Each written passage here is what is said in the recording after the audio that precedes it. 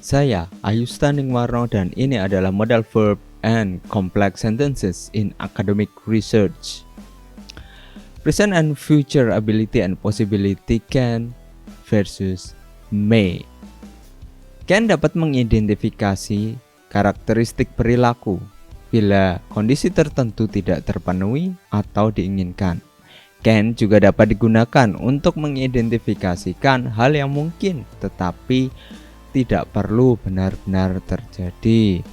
Sedangkan may itu hanya menandakan potensi sesuatu dapat terjadi, mengidentifikasikan ketidakpastian, sehingga dapat digunakan untuk hipotesis, spekulasi mengenai masa depan atau berbicara kemungkinan.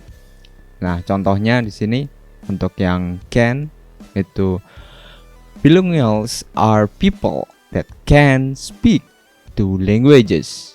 Sedangkan contoh bentuk may-nya, bilinguals may sometimes have learning difficulties when very young. Jadi di sini can itu karakteristik, jadi karakternya itu dapat berbicara dua bahasa. Sedangkan may di sini menandakan potensi sesuatu dapat terjadi. Jadi dapat terjadi kejadian learning difficulties. Aturan lainnya can menunjukkan kepastian di masa depan. Nah, ini contohnya, I can see you tomorrow. What time shall we meet? I can see ini artinya bisa berupa I will see. Nah, untuk bentuk yang seperti ini tidak ada bentuk may-nya. Yang berikutnya adalah present and future ability and possibility. May have ditambah bentuk past participle itu dapat digunakan untuk mengidentifikasikan deduksi yang dibuat terhadap kejadian di masa lampau. Kan tetapi tidak ada bentuk can have past participle. Sehingga contohnya di sini, our sample was only small. Clearly this may have affected the result. Jadi di sini ada kemampuan untuk melakukan deduksi terhadap kejadian di masa lampau. Kemudian aturan lainnya, seringkali arti can dan may itu sangat mirip dalam bentuk afirmatifnya, sehingga can menandakan kepastian yang lebih tinggi sehingga lebih disukai. Nah, ini contohnya. In our view, having two systems can or may be a more reliable way for dealing with this problem. Sedangkan bentuk may-nya, in our view, having two systems can or may be a more reliable way for dealing with this problem. Jadi di sini can itu memiliki kepastian yang lebih tinggi. Untuk contohnya yang bentuknya can dan may ini di sini contohnya, university can be defined as a place of advanced learning. Nah, sedangkan kalau dalam bentuk may, a university may be defined as a place of advanced learning. Nah, dengan contoh ini maka jelas yang can itu memiliki kepastian lebih tinggi dibandingkan yang may. Untuk yang lain di sini impossibility and possibility. Cannot dan may not. Cannot menandakan tidak mungkin terjadi. Contohnya sebuah kejadian atau rencana yang tidak mungkin terjadi. Sedangkan bentuk may not menandakan bahwa ada kemungkinan bahwa sesuatu akan tidak terjadi. Contohnya sebuah kejadian atau rencana is not likely. Ini contohnya yang cannot.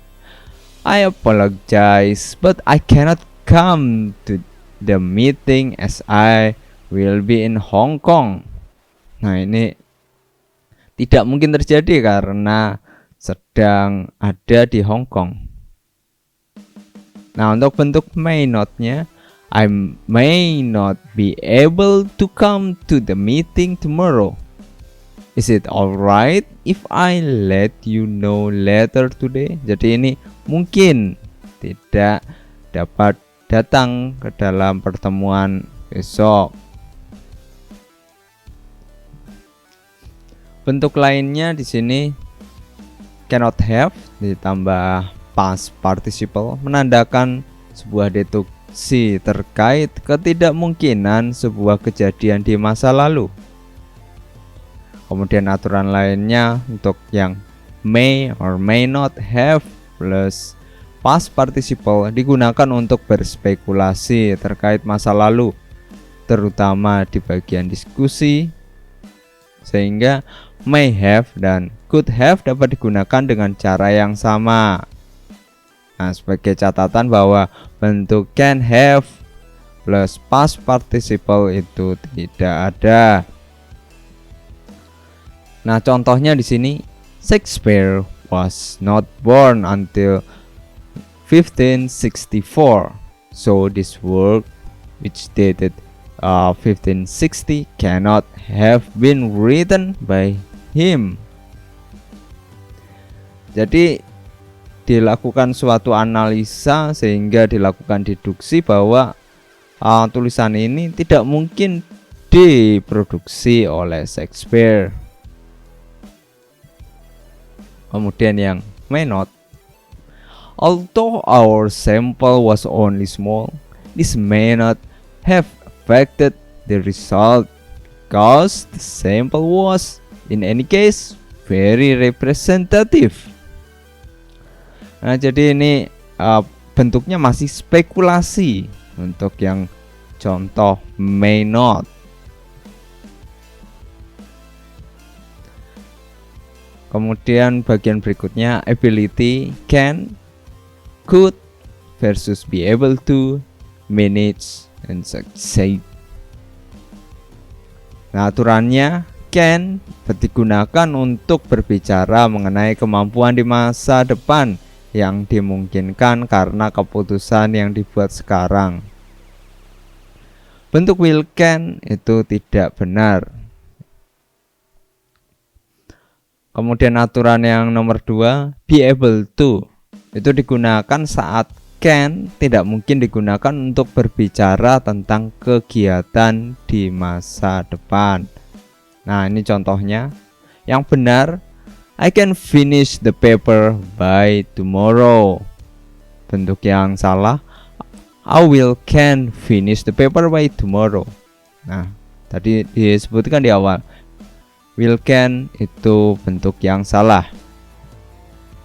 Kemudian contoh lainnya, I will able to speak better English when I have finished this course. Nah, di sini penggunaan untuk masa depan. Sedangkan bentuk yang salah, I can speak better English when I have finished this course. Bentuk lainnya di sini could sebagai affirmative menandakan kemampuan kebiasaan di masa lalu. Contohnya sesuatu yang seseorang atau sesuatu yang dapat dilakukan biasanya. Possible juga dapat digunakan. Sebagai catatan, seperti semua modal verbs, could membutuhkan infinitive tanpa to. Sehingga bentuk yang benar di sini, the patient could or was able to walk at the age of 6 months.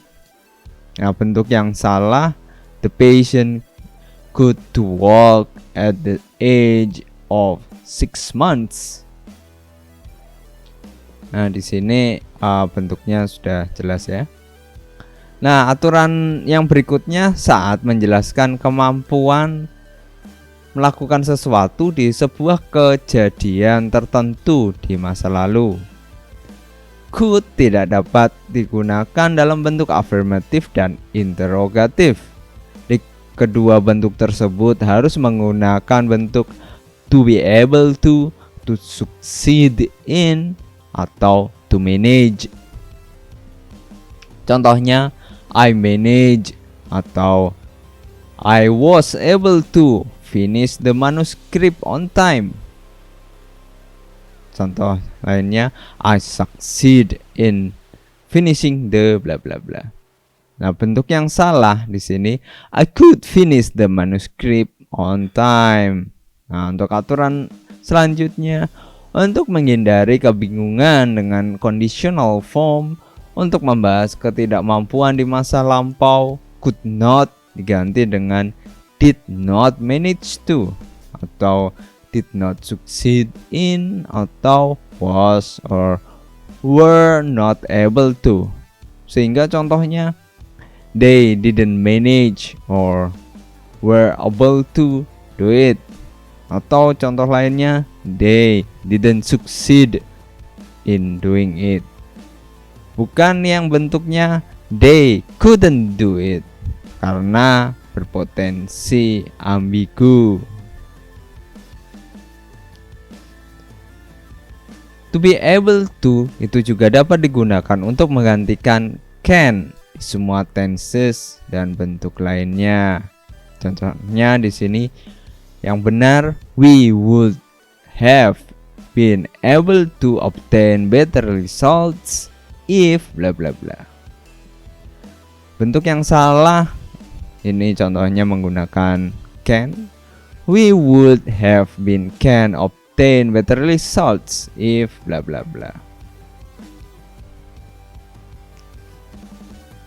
Kemudian deduksi dan juga spekulasi mengenai kondisi sekarang untuk penggunaan must, cannot, dan juga should. Must digunakan untuk menarik kesimpulan logika dalam bentuk afirmatif. Have to dalam ini tidak dapat digunakan. Sehingga contoh yang benar, if x equal to 1 and y equal to 2, then x plus y must equal to 3. Nah, bentuk yang salah menggunakan has to. Begitu pula dengan contoh berikutnya yang menggunakan cannot, itu yang salah bentuknya menggunakan must not. Kemudian should itu dapat digunakan untuk menunjukkan apa yang mungkin terjadi tetapi tidak pasti terjadi. Sehingga contohnya yang benar adalah if the two substances are mixed together, they should go red. However, occasionally the mixture is brown. Sehingga bentuk yang salah, if the two substances are mixed together, they must go red.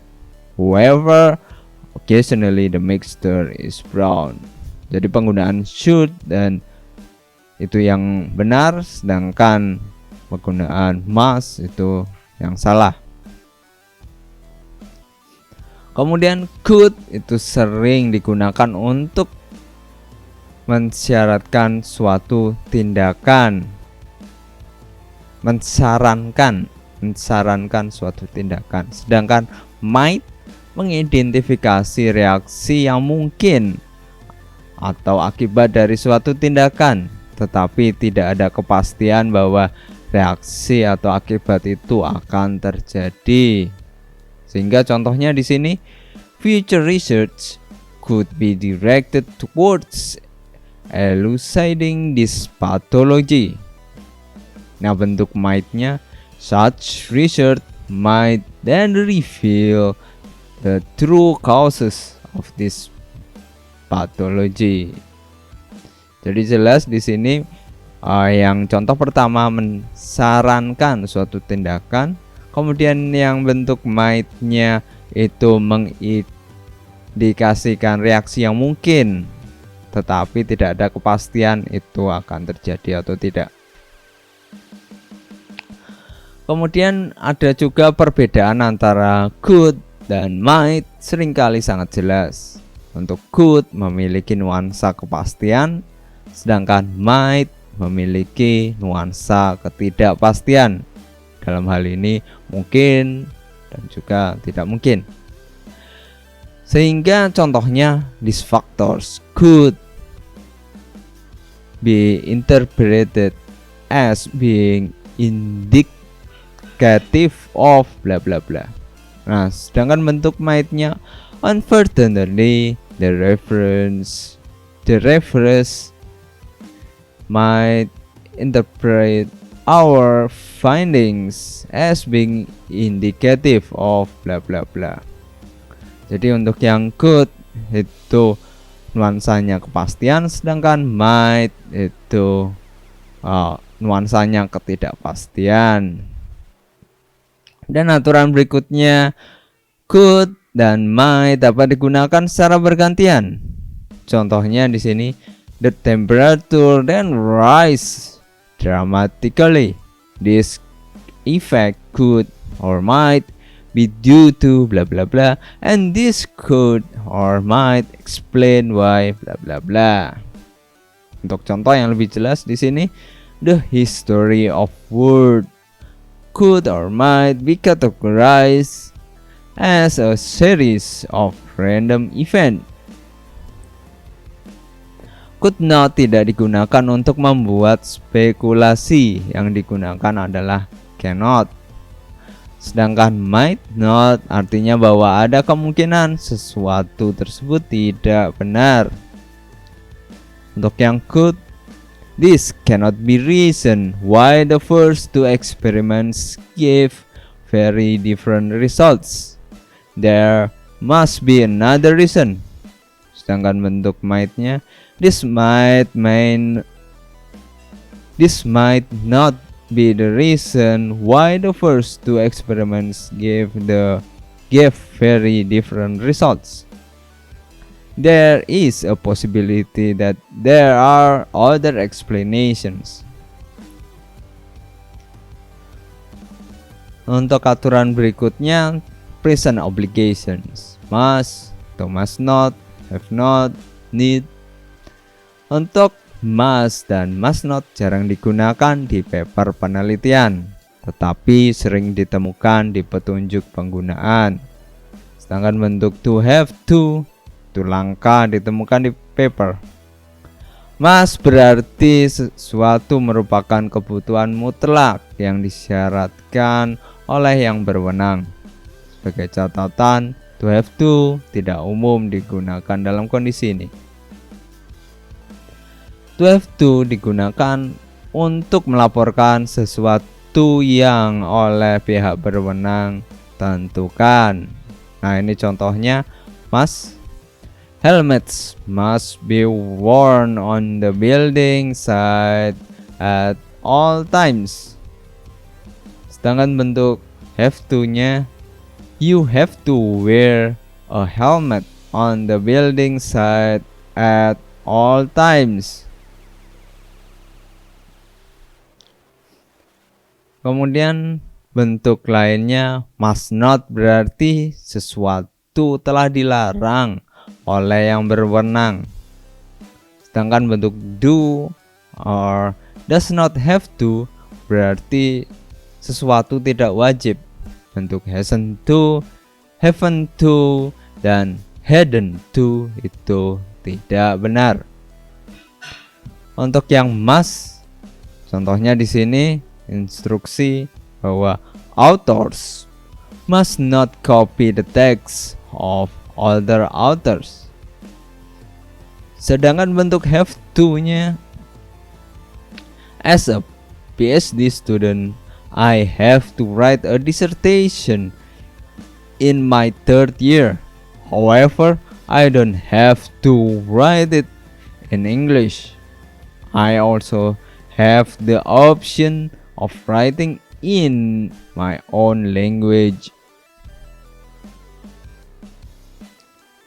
Sedangkan aturan lanjutannya need, menandakan keperluan dan dapat digunakan untuk membuat rekomendasi. Sehingga contohnya di sini this area needs further investigation. Sedangkan bentuk masnya tidak ada. Untuk aturan lanjutannya do or does not need hampir sama dengan do or does not have to.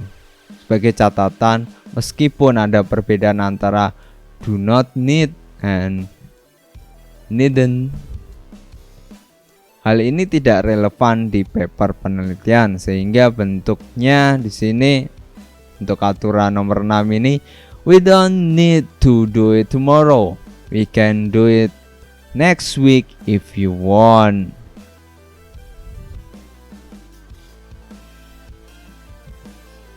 Kemudian aturan berikutnya past obligation yang bentuknya should have ditambah past participle. Kemudian bentuk had to dan juga was supposed to. Yang pertama must tidak memiliki bentuk lampau saat akan menunjuk pada kewajiban di masa lalu yang telah dilakukan. Contohnya, Anda sudah melakukan apa yang diwajibkan kepada Anda, harus menggunakan had to atau didn't have to.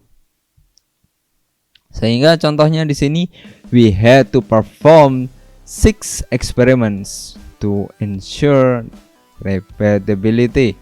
Sedangkan bentuk yang salah, we must perform 6 experiments to ensure repeatability.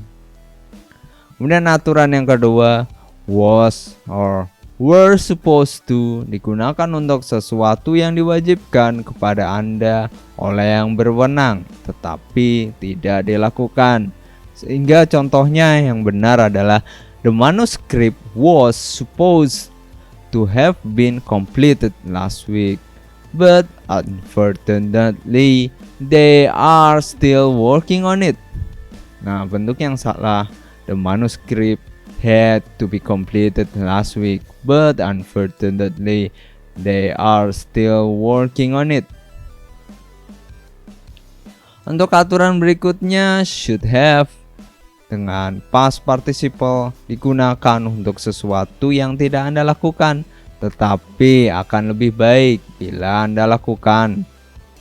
Contohnya di sini, we should have sent the abstract to the conference, then we could have presented our research. Now we can only go and watch. Nah, bentuk ini yang benar, sedangkan bentuk yang salah, we had to send the abstract to the conference, then we could have presented our research, bla bla bla. Kemudian bentuk aturan yang keempat, was going to digunakan untuk sesuatu yang Anda rencanakan tetapi tidak dilakukan. I was going to send my abstract to the conference organizers, but I forgot. Bentuk yang salah, I had to send my abstract to the conference organizer, but I forgot. Kemudian bentuk selanjutnya adalah obligation and recommendation. Bentuk untuk should. Aturan yang pertama, should atau should not digunakan untuk membuat rekomendasi kuat, akan tetapi daripada perintah langsung. Sehingga contoh yang benar di sini, special glasses should be worn in the lab. Computers should not be turned off without first being prepared for shutdown. Bentuk yang salah ini tidak ada. Untuk aturan yang kedua, should sering ditemukan di kesimpulan. pada saat penulis memberikan rekomendasi kepada penulis lain mengenai kemungkinan penelitian di masa yang akan datang. Nah, contohnya di sini, future work should address the need to bla bla bla.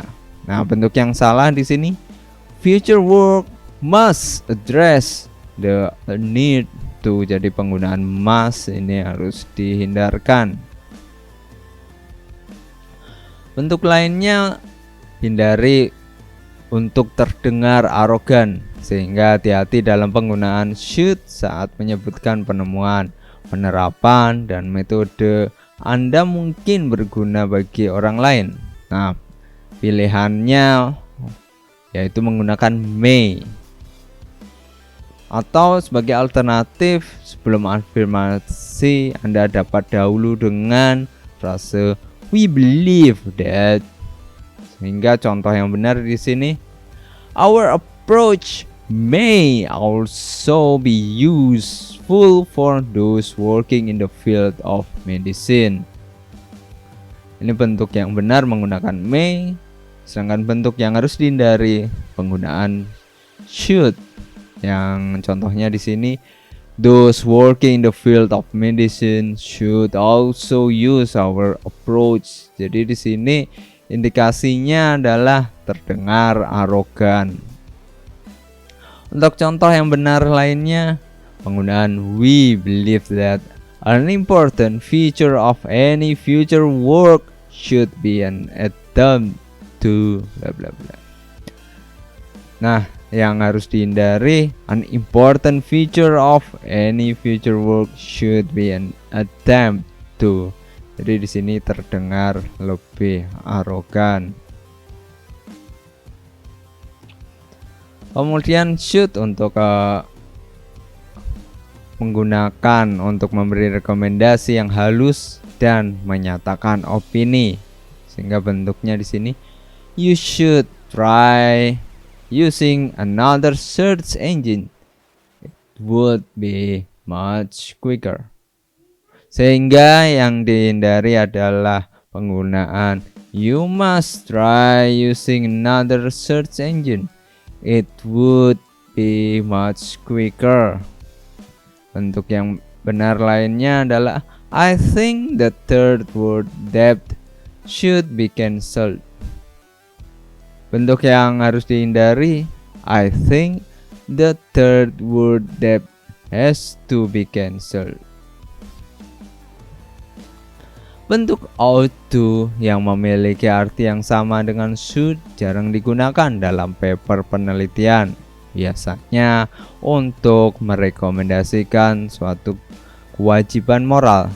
Sehingga contohnya di sini, there is a huge gap between what we feel we ought to do help the third word and what we actually do. Jadi di sini kewajiban moral untuk menolong.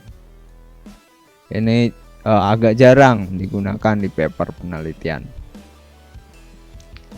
Pada bagian berikutnya adalah complex sentences, yang artinya adalah kalimat rumit yang dibuat dengan menambahkan satu atau lebih subordinate clauses ke main clause menggunakan conjunction dan atau relative pronouns. Nah, kalimat sederhana itu hanya mengandung satu clause verb group, sedangkan kalimat rumit mengandung lebih dari satu clause. Contohnya di sini, the ice melts as the temperature rises. Berarti kejadian berkelanjutan dan the rise in temperature menyebabkan the ice to melt. 3 cara utama untuk membuat kalimat rumit, yaitu menggunakan relative pronoun seperti that, which, who, whose. Kemudian penggunaan conjunctions while, because, although, as, when, until, unless, through, by, since, whenever, if, where, before. Juga dengan menggunakan verb structures. Verb forms yang memiliki akhiran ing or id atau bentuk infinitive verb seperti to go, to become, to see. Akan tetapi apakah itu perlu? Nah, panjang kalimat di banyak dokumen ilmiah rata-rata lebih dari 30 kata. Coba Anda bandingkan dengan surat kabar yang kurang dari 20 kata. Masalah dari kalimat panjang adalah banyak kalimat tersebut yang berbelit-belit. Ini contohnya, the object of the work was to confirm the nature of electrical breakdown of nitrogen in uniform fields at relatively high pressures and interelectrode gaps that approach those obtained in engineering practice. Prior the determination of the process that set the criterion for breakdown in the above mentioned gases and mixtures in uniform and non-uniform fields of engineering significance. Nah, kalimat tersebut sangat kompleks dan kompleks yang tidak perlu. Kalimat tersebut memiliki 61 kata, bahkan memiliki 2 tanda hubung, struktur berbelit-belit. Sebenarnya setelah kata gaps, kalimat menjadi liar, tidak terarah dari prepositional phrase yang satu ke yang lain. Prepositional phrase ini penting sebenarnya untuk menunjukkan keterangan waktu, cara, dan lokasi. Akan tetapi kalimat ini secara berlebihan memiliki 11.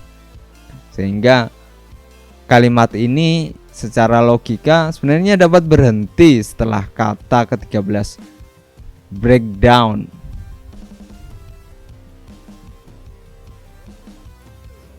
Nah, untuk mengetahui apakah kalimat saya terlalu rumit, salah satunya tandanya apabila memiliki terlalu banyak ide. Contohnya di sini, to spirit the hot and cold oil, one tank was used that took advantage of the thermodynamic principle, which uses the rock and sand bed and the variation of oil density, which temperature 8% decrease in density over the range of operation temperatures to overcome natural convection between the hot and cold regions.